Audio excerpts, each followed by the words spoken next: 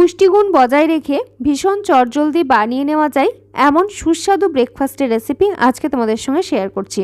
এর জন্য নিয়ে নিলাম 1 কাপ পরিমাণ খোসা সহ গোটা মুগের ডাল, 1 কাপ পরিমাণ গোটা ছোলা এবং তার সাথে 1 কাপ পরিমাণ খোসা সহ গোটা মসুর ডাল নিয়েছি। এই সমস্তগুলো একসাথে করে একটা বড় সাইজের মিক্সিং বোলের মধ্যে নিয়ে নিলাম। অ্যাড করে দিচ্ছি পর্যাপ্ত পরিমাণে নর্মাল রুম টেম্পারেচারে থাকা জল। এবারে হাত দিয়ে জল বদলে বদলে চটকে চটকে বার কয়েক ধুয়ে নিতে হবে, যাতে ডালের মধ্যে থাকা নোংরাটা বের হয়ে যায়।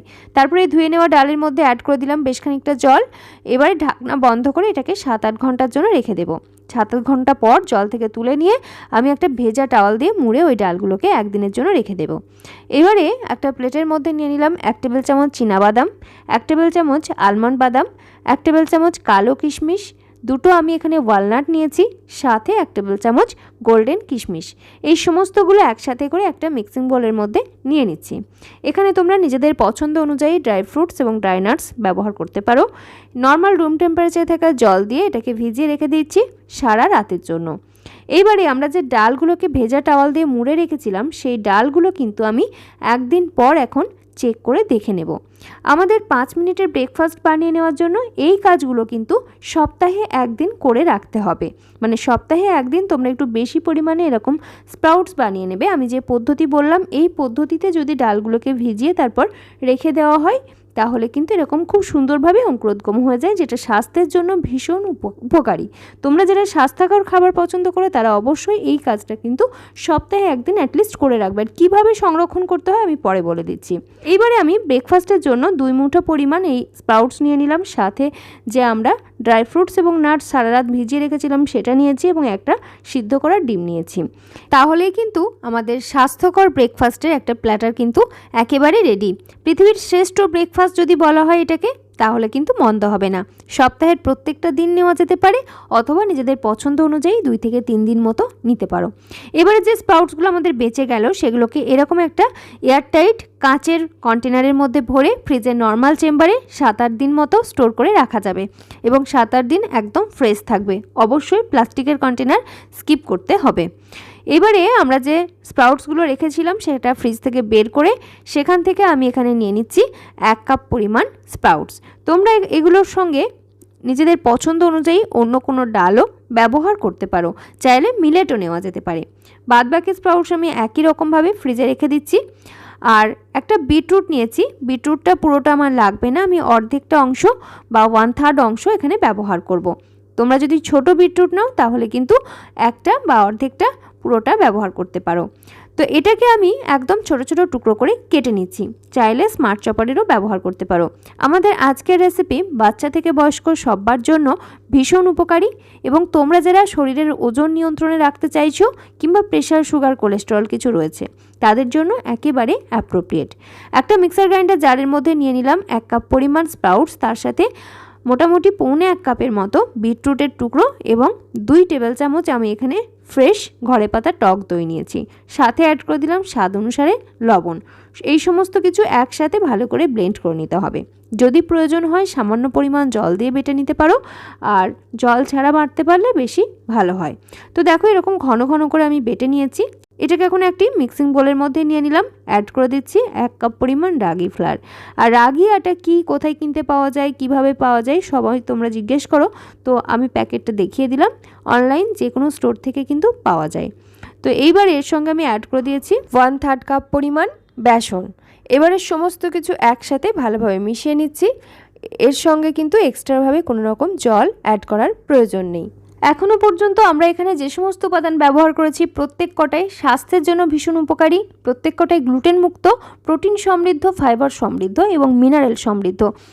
এরপরে অ্যাড করে দিলাম পরিমাণ মতো পেঁয়াজ কুচি, খানিকটা ক্যাপসিকাম কুচি, স্বাদ অনুসারে কাঁচা লঙ্কা কুচি, বেশ খানিকটা ধনেপাতা কুচি এবং ভাজা মশলার গুঁড়ো।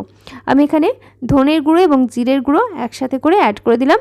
দিয়ে দিলাম খানিকটা আদার পেস্ট।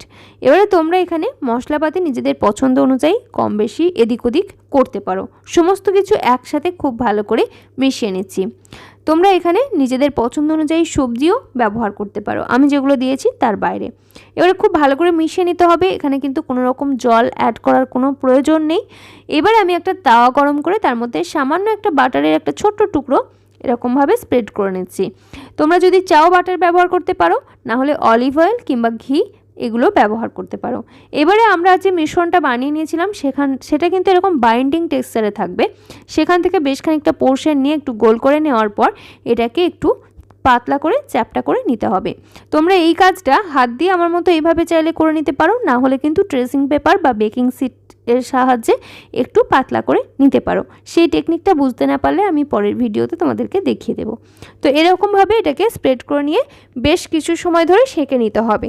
এবারে যাতে চারিদিকে সুন্দরভাবে ইভেনলি কুক হয় তার জন্য আমি কিন্তু একটা কাঁটা চামচ দিয়ে এভাবে করে ছোট ছোট করে ছিদ্র করে দিচ্ছি, যাতে এটা খুব তাড়াতাড়ি ভালোভাবে কুক হয়ে যায়, কোনো জায়গাটা কাঁচা থেকে না যায় এবং সিদ্ধ হতে সময়টা কম যাতে লাগে।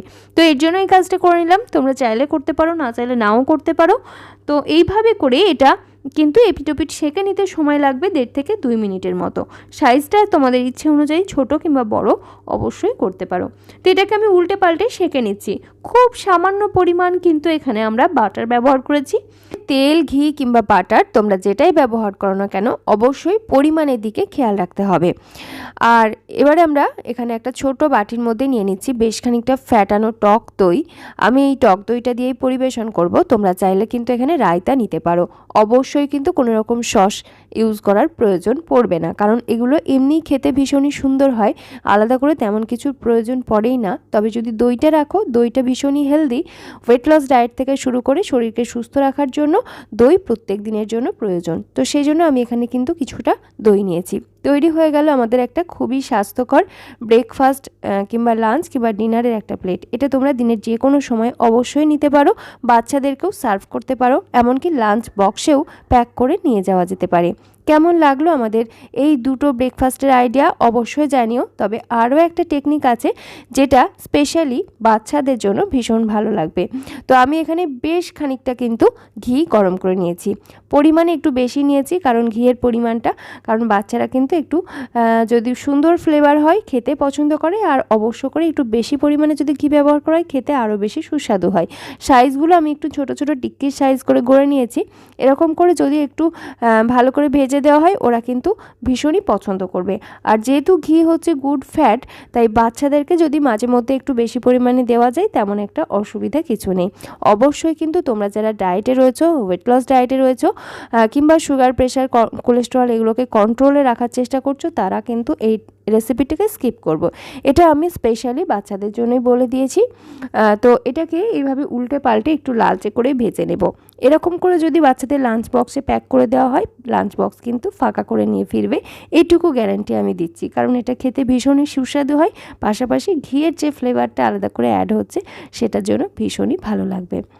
আমাদের আজকের ব্রেকফাস্টের আইডিয়া বা টিফিনের আইডিয়াগুলো তোমাদের কেমন লাগলো জানিও। তবে প্রথমে আমরা যেটা বানিয়ে দেখিয়েছি সেটা কিন্তু একদম 3-4 মিনিট হাতে সময় থাকলেই বানিয়ে নেওয়া যায়, যে কোনো বয়সের মানুষের জন্য একেবারে অ্যাপ্রোপ্রিয়েট একটা আদর্শ ব্রেকফাস্টের আইডিয়া। বাকিগুলোও তোমরা লাঞ্চ বক্স কিংবা লাঞ্চ অথবা বিকেলের টিফিন, রাত্রে ডিনার, দুপুরের লাঞ্চ যে কোনো সময় কিন্তু অবশ্যই পরিবেশন করতে পারো। আমাদের আজকের রেসিপি কেমন লাগলো ছোট একটা কমেন্টের মাধ্যমে জানিও। ভিডিও ভালো লাগলে চ্যানেলটি সাবস্ক্রাইব করে পাশে থাকা বেল আইকনটা অল করে রাখতে একেবারেই ভুলো না। আজকের মতো এখানেই বিদায় নিচ্ছি। ফিরে আসছি খুব তাড়াতাড়ি পরবর্তী নতুন কোনো স্বাস্থ্যকর রেসিপির সন্ধান নিয়ে। সকলে ভালো থেকো, সুস্থ থেকো। ধন্যবাদ।